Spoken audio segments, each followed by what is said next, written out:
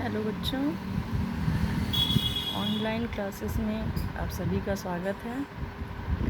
आज हम मैथ्स का पहला चैप्टर स्टार्ट करेंगे, जो कि क्या है, पूर्णांक। पूर्णांक के बारे में आप सभी ने क्लास 6 में पढ़ा है। इसके बारे में आपको जानकारी क्लास 6 में दी गई है। आज हम उसी के आगे पूर्णांकों का योग, घटाना, गुणा, भाग कैसे करते हैं, इसकी जानकारी प्राप्त करेंगे। तो चलिए मैं पहले आपको एक बार रिवाइज़ करवा देती हूँ कि पूर्णांक क्या होते हैं। जैसे कि आप सभी जानते हैं, प्राकृतिक संख्याएं क्या होती हैं। प्राकृतिक संख्याएं जैसे कि 1, 2, 3, 4 से लेकर अनंत तक, वो सारी संख्याएं जो गिनी जा सकती हैं वो प्राकृतिक संख्याएं कहलाती हैं। और अगर हम प्राकृतिक संख्याओं में जीरो को भी सम्मिलित कर लेते हैं तो वो पूर्ण संख्याएं बन जाती हैं। वो बन जाता है हमारा पूर्ण संख्याओं का संग्रह। तो इस प्रकार जो हमारी पूर्ण संख्याएं होती हैं, पूर्ण संख्याओं और जो प्राकृतिक संख्याएं होती हैं, उनकी जो उनका ऋणात्मक रूप होता है, उन दोनों को अगर हम मिला लें तो इस प्रकार जो हमें संख्याओं का संग्रह प्राप्त होता है उसे कहते हैं हम पूर्णांक। समझ गए आप? पूर्णांक क्या होता है? पूर्णांक सारी पूर्ण संख्याओं और ऋणात्मक संख्याओं का संग्रह होता है। पूर्ण संख्याओं में हमारे 0, 1, 2, 3 से लेकर अनंत तक, और ऋणात्मक संख्याएं हमारी -1, -2, -3 से लेकर अनंत तक की सारी संख्याएं आती हैं। तो ये सारी संख्याएं क्या कहलाती हैं? पूर्णांक कहलाती हैं। अब इसमें जो 1, 2, 3 से लेकर अनंत तक की धनात्मक संख्याएं होती हैं वो कहलाते हैं धनात्मक पूर्णांक। और इसी प्रकार -1, -2, -3 से लेकर अनंत तक की जो ऋणात्मक संख्याएं होती हैं वो कहलाती हैं ऋणात्मक पूर्णांक। ठीक है ना? क्लियर हुआ आपको? धनात्मक पूर्णांक और ऋणात्मक पूर्णांक क्या होते हैं? जो भी धनात्मक संख्याएं होती हैं वो कहलाती हैं धनात्मक पूर्णांक, और जो हमारी ऋणात्मक संख्याएं, जो प्राकृतिक संख्याएं धनात्मक होती हैं, उनके जो ऋणात्मक रूप होते हैं वो कहलाते हैं हमारे ऋणात्मक पूर्णांक। चलिए अब आगे देखते हैं कि संख्या रेखा पर हम पूर्णांकों को कैसे निरूपित करते हैं। संख्या रेखा आप सभी जानते हैं कैसे बनाई जाती है। संख्या रेखा सबसे पहले एक लाइन खींचते हैं। इसमें हम बीच में बिल्कुल मध्य में 0 लेते हैं, शून्य के दाहिनी ओर जो भी संख्याएं लिखी होती हैं वो सब प्लस में होती हैं। इन्हें हम कहते हैं धनात्मक पूर्णांक। और इसी तरह शून्य के बाईं ओर जो संख्याएं हम लिखते हैं वो माइनस में होती हैं, उसमें माइनस का साइन लगा होता है, वो हमारे कहलाते हैं ऋणात्मक पूर्णांक। तो संख्या रेखा पर हम इन्हें कैसे निरूपित करते हैं? 0 को लेते हैं मध्य में, और 0 के दाहिनी ओर जो संख्याएं प्लस में होती हैं वो होती हैं हमारे धनात्मक पूर्णांक, और जो माइनस में होती हैं 0 के बाईं ओर वो होते हैं हमारे ऋणात्मक पूर्णांक। ठीक है? अब जैसे अगर हमें संख्या रेखा पर कहा गया, प्रश्न आया कि संख्या रेखा पर +2 को अंकित कीजिए, तो अगर हमें +2 को संख्या रेखा पर अंकित करना है तो सबसे पहले हमें क्या करना होगा? एक हम लाइन खींचेंगे, मध्य में 0 लेंगे, 0 के दाईं ओर, और ये जो संख्याएं लिखी होती हैं ये सब बिल्कुल समान दूरी पर होती हैं। जब भी आप संख्या रेखा पर संख्याओं को पूर्णांकों को निरूपित करेंगे तो उसके लिए आप स्केल से मेज़र करके ये जो इनके बीच की दूरी होती है ये बिल्कुल समान होनी चाहिए।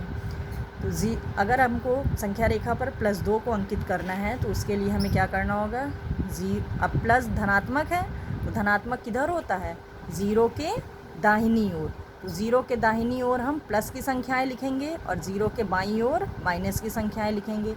इस तरह हम देखते हैं कि हमें +2 जो अंकित करना है संख्या रेखा पर वो कहाँ पर आया? 0 के बाद +1 और उसके बाद +2, तो ये हमारा +2। इस तरह से हम इसको +2 को संख्या रेखा पर अंकित करेंगे। इसी प्रकार अगर हमें -2 को संख्या रेखा पर अंकित करना होगा तो हम कैसे करेंगे? ठीक इसी तरह बिल्कुल संख्या रेखा खींचेंगे, बिल्कुल मध्य में 0 लिखेंगे। 0 के दाहिनी ओर सारे धन संख्याएं लिखेंगे और 0 के बाईं ओर ऋण संख्याएं लिखेंगे। अब हमें क्या अंकित करना है इस पे? -2। तो जिस तरह हमने +2 0 के दाहिनी ओर अंकित किया था, उसी तरह 0 के बाईं ओर ये आया।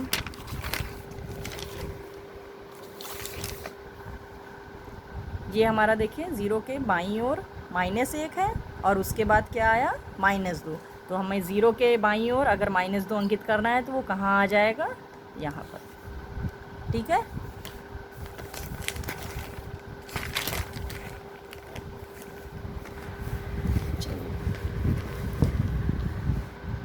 अब इसके बाद हमारा अगला टॉपिक आता है योज्य प्रतिलोम। योज्य प्रतिलोम क्या होता है? यदि हम किसी पूर्णांक को a से प्रदर्शित करते हैं, ये पूर्णांक कुछ भी हो सकता है, 1 2 3 4, ठीक है। यदि किसी पूर्णांक को हम a से प्रदर्शित करते हैं तो इसका जो योज्य प्रतिलोम होगा वो होगा -a। और अगर हम अपना जो पूर्णांक लेते हैं वो ऋणात्मक लेते हैं, -a लेते हैं, तो उसका योज्य प्रतिलोम हो जाएगा +a। कहने का तात्पर्य ये है कि जो भी हम पूर्णांक लेते हैं उसके विपरीत चिन्ह का जो पूर्णांक होता है वही उसका योज्य प्रतिलोम कहलाता है। अगर जैसे हमने 3 लिया तो 3 का योज्य प्रतिलोम क्या हो जाएगा? -3। जैसे हमने 5 लिया तो 5 का योज्य प्रतिलोम क्या होगा? -5। अगर हमने -3 लिया तो -3 का योज्य प्रतिलोम क्या हो जाएगा? +3। ठीक है।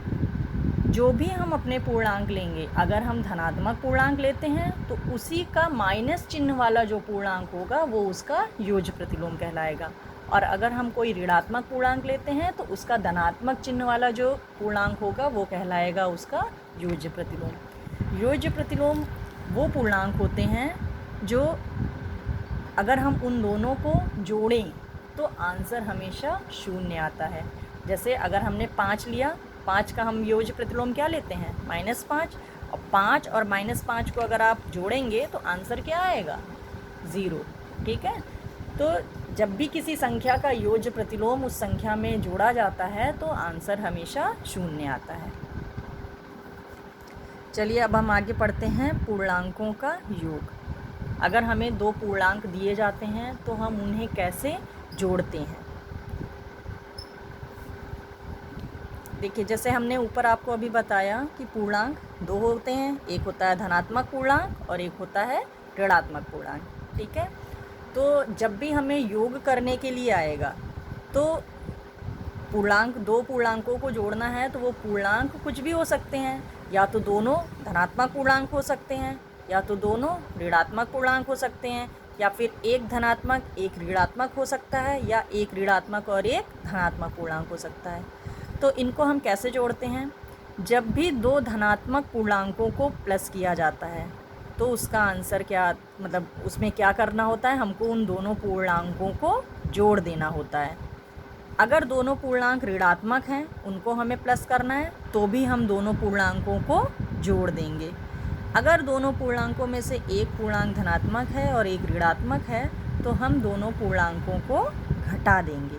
इसी तरह अगर एक ऋणात्मक है और एक धनात्मक है तो भी हम दोनों पूर्णांकों को घटा देंगे। तो देखिए इसको कैसे करते हैं? प्लस प्लस क्या होता है? प्लस। माइनस माइनस क्या होता है? प्लस। अगर दोनों निशान सेम हैं, मतलब दोनों पूर्णांक सेम निशान एक ही चिन्ह के हैं, दोनों प्लस प्लस के हैं तो प्लस, या दोनों माइनस माइनस के हैं तो भी उनको हम क्या करेंगे? प्लस। लेकिन अगर अलग हैं, एक प्लस और एक माइनस है, या फिर एक माइनस और एक प्लस है, तो उन दोनों को हम क्या करेंगे? घटाएंगे। ठीक। लेकिन इन सब में एक चीज़ जो ध्यान देने वाली बात वो ये है कि जब 2 पूर्णांकों को, जैसे प्लस और प्लस था, इन दोनों को हमने जोड़ दिया तो जोड़ने पर कुछ आंसर आएगा। जो आंसर आएगा उसके साथ हमें कौन सा चिन्ह लगाना है? जो आंसर होगा वो धनात्मक पूर्णांक होगा या ऋणात्मक पूर्णांक होगा। ये कैसे देखते हैं? ये हम इस प्रकार देखते हैं कि जो भी हमारे दोनों पूर्णांक दिए हुए थे उन दोनों में से कौन सा पूर्णांक बड़ा है। जो भी पूर्णांक बड़ा होता है उसके साथ जो भी निशान लगा होता है वही हम आंसर जो हमारा योग आता है उसके साथ वही निशान हम लगाते हैं। जैसे आपको हम कुछ हल करके दिखाते हैं तो आपको क्लियर हो जाएगा। जैसे अब देखिए यहाँ पर हमारे दो पूर्णांक 5 और 6, इन दोनों को हमें जोड़ना है। ठीक है, अब ये दोनों ही